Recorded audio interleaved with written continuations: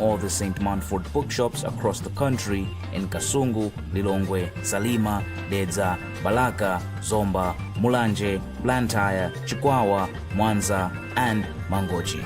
For more information, contact 0883 815 055 or 0996 892 965. Get a Zuku decoder today and not miss daily mass, worship and prayers, news bulletins, and so much more on Luntha TV, bringing wisdom into your home.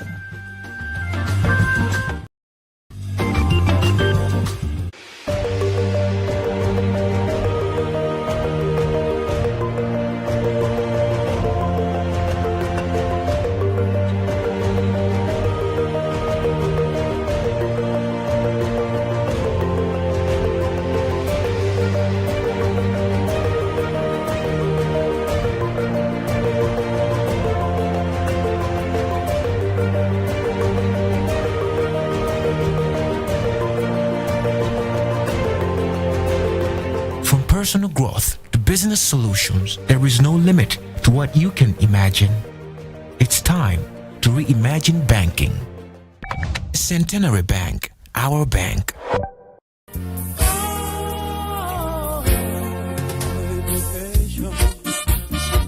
Welcome to St. Teresa Private Nursery and Primary Schools, a place of excellency to your child's future. The enrollment is in progress for 2024, which is for the baby class, middle class, and reception for nursery, and then primary classes for standard 1 to standard 5. Bring your child to St. Teresa School because it is a good education environment for your child. It has good qualified and experienced teachers. Outdoor games are organized by Teresian sisters. The school offers suitable academic programs for your children that prepare them to be good and honest citizens of the society. A school bus is available.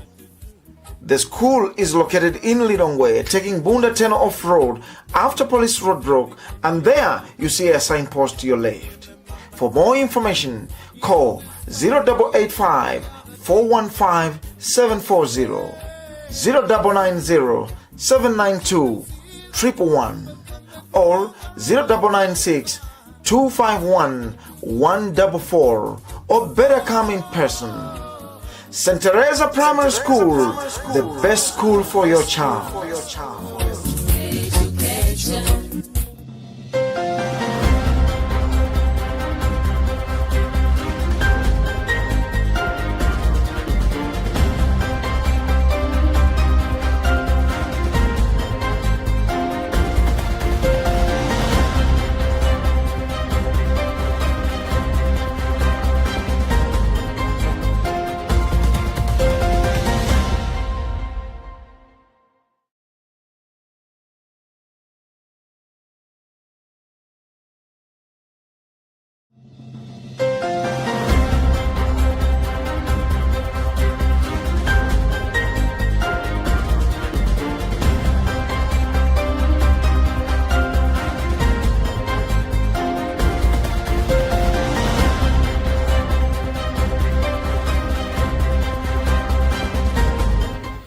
You are watching Luntha television, and it's time for news. My name is Helbert. And first, a look at our top stories.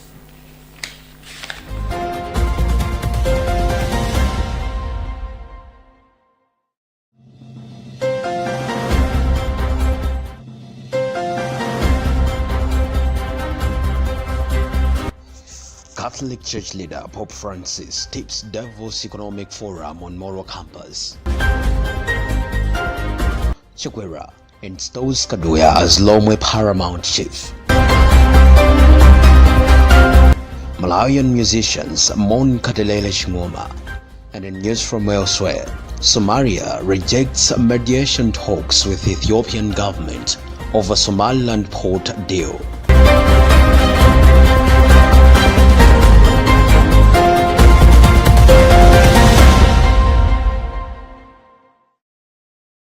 Well, we have these and more other stories. Do stay tuned then. Pope Francis has urged business and world leaders to ensure that economic development benefits everyone and remains tied in solidarity. This is contained in the Catholic Church leaders' message to the 2024 World Economic Forum in Davos. Titans of global business and politics are rubbing shoulders this week in Davos, Switzerland, under the theme Rebuilding Trust. We have the details. In his message, the Pope said the greatest challenge facing humanity is to ensure peaceful coexistence and integral development for everyone. Pope Francis noted that the Davos event takes place this year in a very troubling climate of intonation. He added that the forum offers the chance for world leaders to explore innovative ways to build a better world, and he urged them to find ways to foster social cohesion, fraternity, and reconciliation among all people. The Pope lamented the wars and prolonged conflicts that are lacerating parts of the world, many of which are wreaking death and destruction among civilians.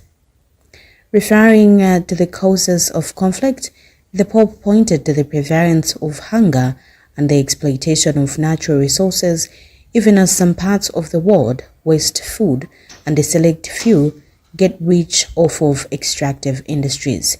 He also condemned the widespread exploitation of men, women, and children forced to work for low wages and deprived of real prospects for personal development and professional growth. Globalization has a profoundly moral dimension, said Pope Francis, adding that development requires a moral compass to guide discussions that shape the future of the international community. He invited businesses and states to work together to promote far-sighted and ethically sound models of globalization. Finally, Pope Francis called for business leaders and politicians to prioritize the equitable distribution of progress so that people who are economically disadvantaged may reap the benefits of global growth.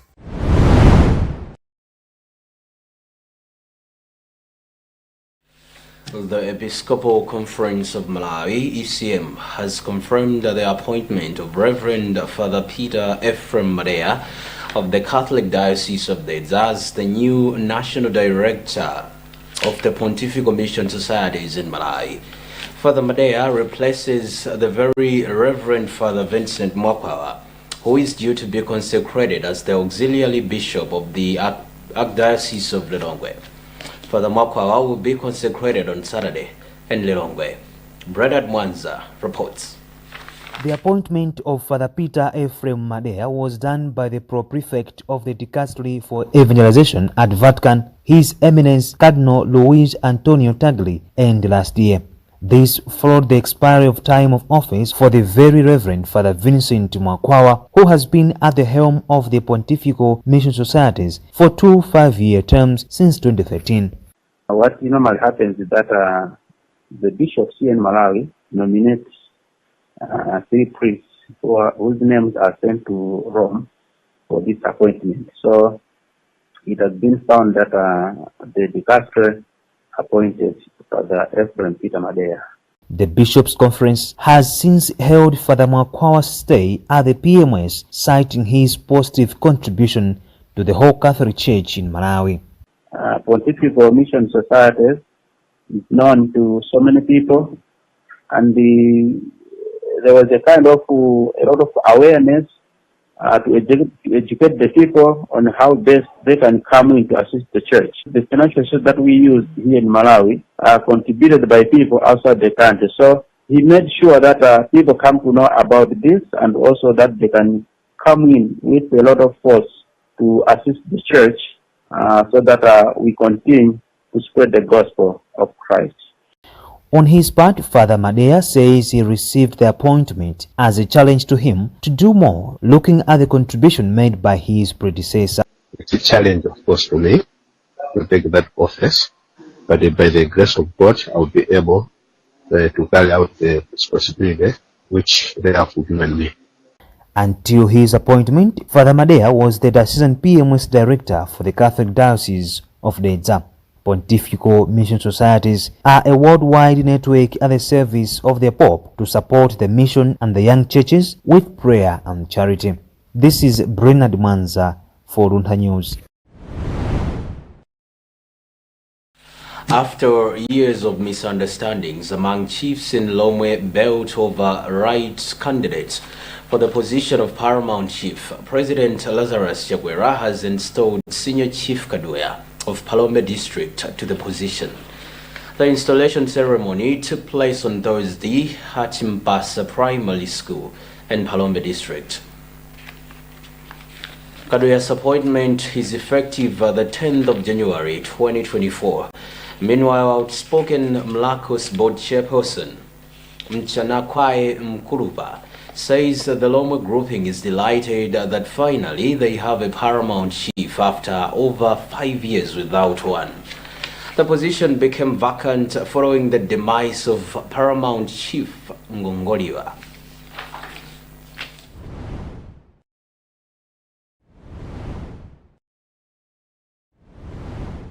The Ministry of Health has commended efforts the media provide in shaping public opinion, spreading awareness about significant health issues, and influencing social and behavior changes in the health sector.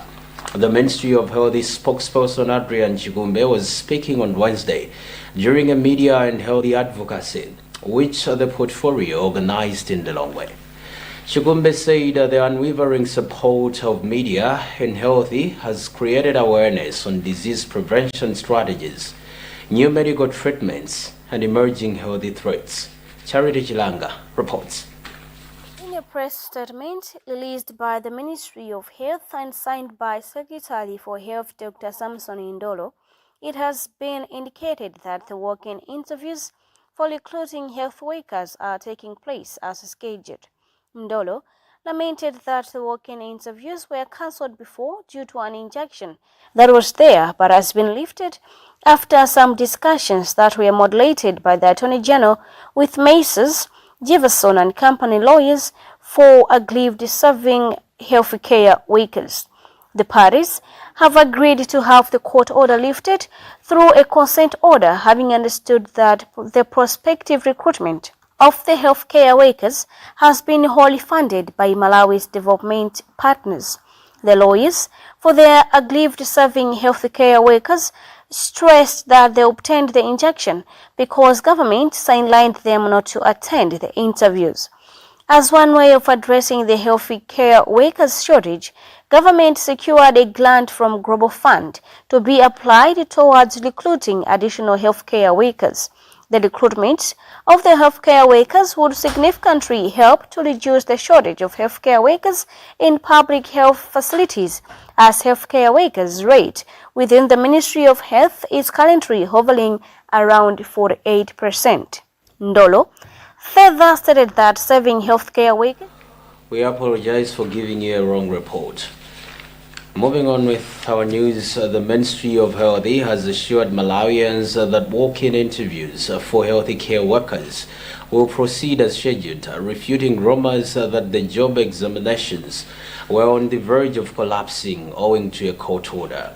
This follows a cordial discussion with lawyers of some healthcare workers who obtained a court order from the Industrial Relations Court restraining the Ministry of Health from conducting the interviews. The healthcare workers argued that the interviews were not necessary and unprocedural. Valis Kizombe now reports. In a press statement released by the Ministry of Health and signed by Secretary for Health Dr. Samson Indolo, it has been indicated that the walk-in interviews for recruiting health workers are taking place as scheduled. Ndolo lamented that the walk-in interviews were cancelled before due to an injunction that was there but has been lifted after some discussions that were moderated by the Attorney General with Maces, Jefferson and company lawyers for aggrieved serving healthcare workers. The parties have agreed to have the court order lifted through a consent order, having understood that the prospective recruitment of the healthcare workers has been wholly funded by Malawi's development partners. The lawyers for their aggrieved serving healthcare workers stressed that they obtained the injunction because government sidelined them not to attend the interviews. As one way of addressing the health care workers shortage, government secured a grant from Global Fund to be applied towards recruiting additional healthcare workers. The recruitment of the healthcare workers would significantly help to reduce the shortage of healthcare workers in public health facilities, as healthcare workers' rate within the Ministry of Health is currently hovering around 48%.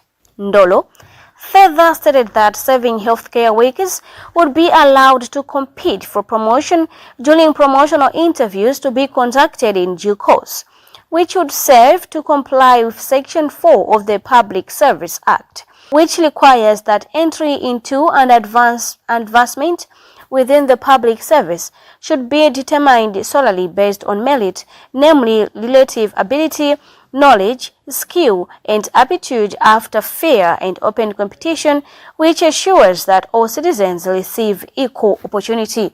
For Luntha News in Lilongwe, this is Fales Jizombe.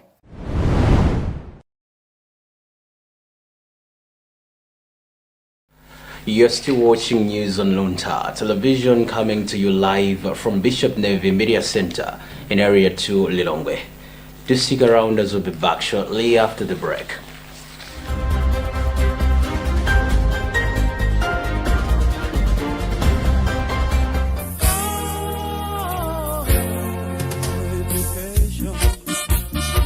Welcome to St. Teresa Private Nursery and Primary Schools, a place of excellency to your child's future. The enrollment is in progress for 2024, which is for the baby class, middle class, and reception for nursery, and then primary classes for standard 1 to standard 5. Bring your child to St. Teresa School because it is a good education environment for your child. It has good qualified and experienced teachers. Outdoor games are organized by Teresian sisters. The school offers suitable academic programs for your children that prepare them to be good and honest citizens of the society. A school bus is available. The school is located in Lilongwe, taking Bunda Teno off-road after police roadblock, and there you see a signpost to your left. For more information, call 0885 415 740, 0990 792 111, or 0996 251 144, or better come in person. St. Teresa Primary School, the best school for your child.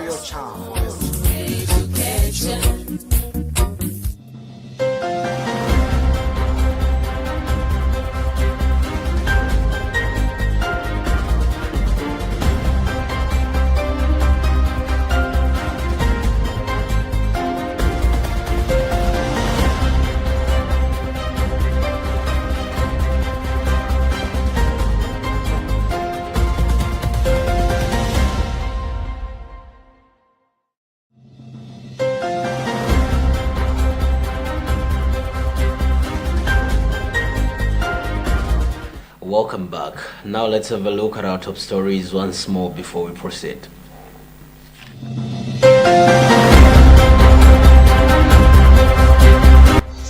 Catholic Church leader Pope Francis tips Davos Economic Forum on Moro campus. Chikwera installs Kaduya as Lomwe Paramount Chief. Malawian musicians mourn Katelele Chingoma. And in news from elsewhere, Somalia rejects mediation talks with Ethiopian government over Somaliland port deal.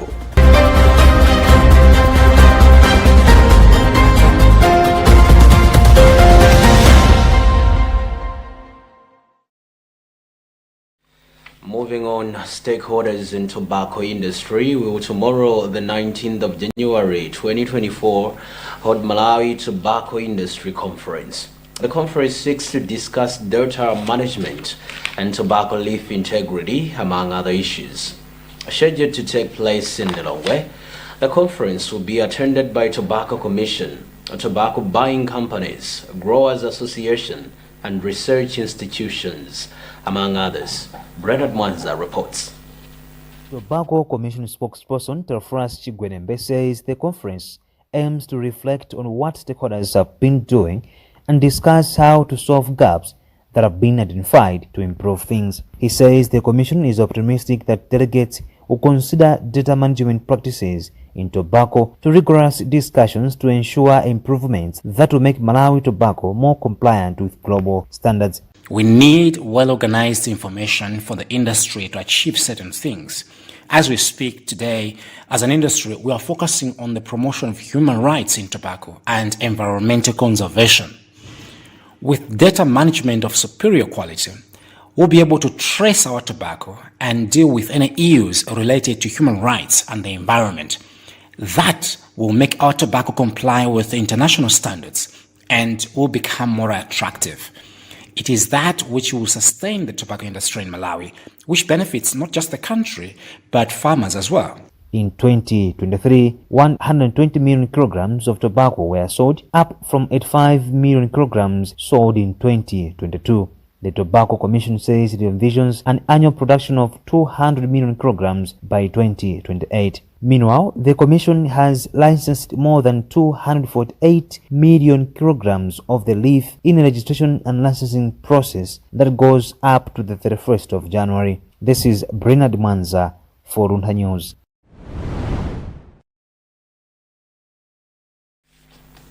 The Ministry of Education has praised the EcoStar project, which is being carried out by Educans Foundation and the Lilongwe Archdiocese for encouraging marginalized students in Malawi primary schools to pursue sustainable and healthy livelihoods, as well as high-quality education.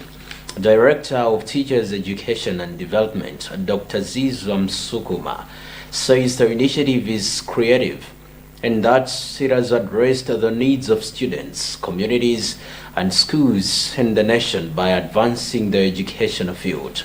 He said this during a national stakeholders meeting today in Dowa District. Bridget Monoka reports. Dr. Zizwa Msukuma underlined the project's inventiveness, which goes beyond traditional education and addresses vital needs inside communities and schools during a crucial national stakeholders meeting in Dowa District.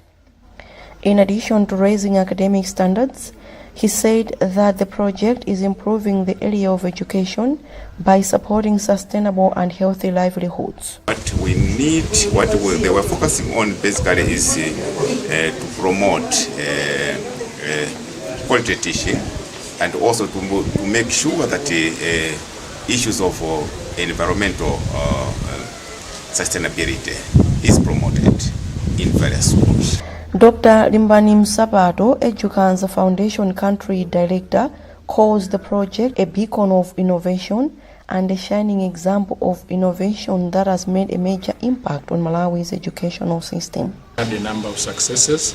One of the successes was we were able to raise awareness on the need to take care of the environment. And as a result, we had the 9,000 trees being planted across the 20 schools in which the project was being implemented.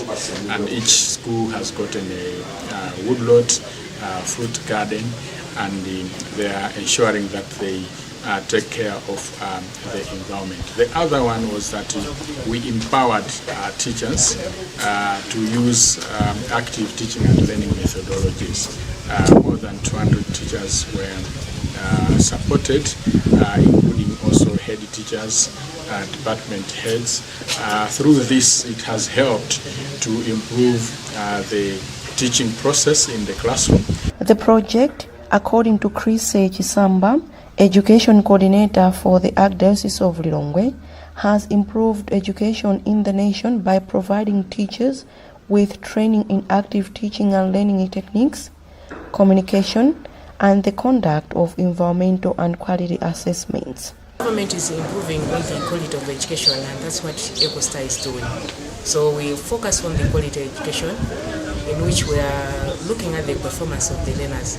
So performance is improved just because of what we are doing in EcoStar project. The first phase of the EcoStar initiative, which began in 2020 and ended in 2022, focused on 20 primary schools spread across 4 districts in Lilongwe, Salima, Mangochi, and Cholo. An average of 72.4% of students passed their primary school leaving certificate of education, while 22,226 learners who had been trained and empowered retained with knowledge, skills, and attitudes. 15,000 students from 10 new and 20 existing schools in the same districts will benefit from the second phase, which began in November 2023 and will end in February 2026. By 2025, it will also provide educators and school administrators with the information and abilities they need to enhance instruction and learning within school. The Eco Star School project is being implemented at the tune of over 368 million Malawi kwacha with funding from World Gazette Organization and Educans NL. Bridget Mwanoka, for Luntha News in Doha.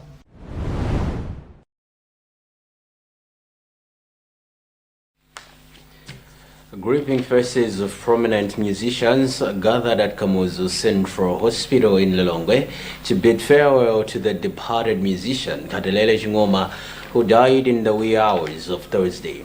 Musicians Union of Malawi President Vita Chira, who was also present at Kamuzu Central Hospital, said this is a bad way to start the year. Katelele's uncle Godfrey Chingoma describes his nephew as a family man. More in this report by Robert Edward. Words could not describe sadness and somber gathering of famous musicians at Kamuzu Central Hospital on Thursday morning through the afternoon, as they accompanied their fellow man of vocal and composure talent, Katelele Chingoma. The Ndelinawo Mwai and Asowe hits maker succumbed to liver problems, according to his uncle Godfrey Chingoma. We are grieving as a family because of the death of Katelele Chingoma, who is one of the grandchildren of the Chingomas. The deceased started humbly singing in a church choir in Insanje, in our home in Chidi. But later on, he started playing a guitar, and then he became a musician. He started recording music in studios, and we were actually surprised to see him getting popular. He was living in Luntha, that's where he built his house, but he used to commute to Lilongwe to do recording, and also record in Luntha. But towards last year, he started farming as a business. So he was renting a piece of land in Deta, where he was growing Irish potatoes. So we have lost a cheerful person in the family. But we know that we're also sharing him with the country because of his talent as a musician and an artist. So we also, as a family, remember him as an artist and musician, which I think the country, Malawi at large, especially the youth, will also remember him for. And also, his music was traditional music. Musicians Union of Malawi President Vita Chira share the grief of the musicians, especially those who upheld Malawi's culture in their songs. This is a huge blow to Musicians Union of Adoration, but it's also a huge blow to the country as a whole. As you know, that he was one of the most prominent musicians in the country, and also he was one of the musicians who were helping in the upholding of our cultural heritage. Some politicians, including DPP Legal Affairs Deputy Director Chibililo Mpinganjira, also showed solidarity at the mortuary, describing the departure of Katelele Chingoma as loss to Malawi and the music industry. Katelele Chingoma hailed from Masimo village in Nsanje, but was residing in Blantyre before moving to Dedza to concentrate on the farming business, where he got sick and referred to Kamuzu Central Hospital. For Luntha, this is Robert Edward. And now in news from elsewhere. On Thursday, Somalia government said that there was no room for mediation in a dispute with Ethiopia unless Addis Ababa cancelled a controversial deal with the breakaway region of Somaliland. Tensions in the Horn of Africa have escalated after landlocked Ethiopia reached a memorandum of understanding with Somaliland on January 1st that gives it access to the sea. The comment comes after the African Union's Conflict Resolution Body on Wednesday discussed the crisis and called on the two countries to exercise restraint. We have the details. The 80-country trade bloc, Intergovernmental Authority on Development, is also holding an extraordinary summit in Uganda on Thursday on the Ethiopia-Somalia feud, as well as the conflict in Sudan. All four countries are part of the bloc, along with South Sudan, Djibouti, Kenya, and Eritrea. Somalia says its sovereignty and territorial integrity have been violated by the pact and has appealed for international support. Somaliland is a former British protectorate facing the Gulf of Aden, which declared its independence from Somalia in 1991, a move not recognized by the international community. Under the January 1st deal, Somaliland agreed to lease 20 kilometers, which is 12 miles of its coast, for 50 years to Ethiopia, which wants to set up a naval base and a commercial port on the coast. For years, Ethiopia, with a population of approximately 100 million people, has sought access to the sea after Eritrea broke away from Addis Ababa and formally declared independence in 1993 following a 3-decade war. The Horn of Africa country currently relies on neighboring Djibouti for most of its maritime trade. In Ethiopia, where for much of 2023 the government stressed the economic need for a seaport and even subtly hinted at possibly invading Eritrea for access to the Red Sea, the deal is being portrayed as a victory.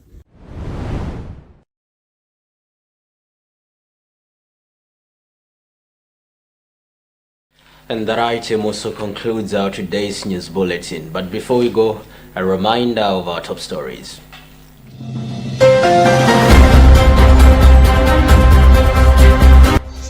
Catholic Church leader Pope Francis tips Davos Economic Forum on Moro campus.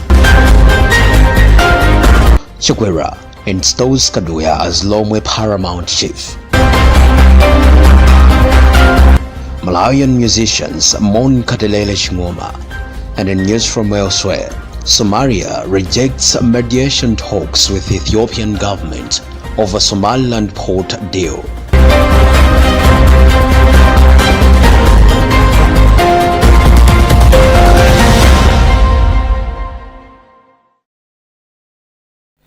My name is Helbert Gacha, and thanks for watching, and it's goodbye for now.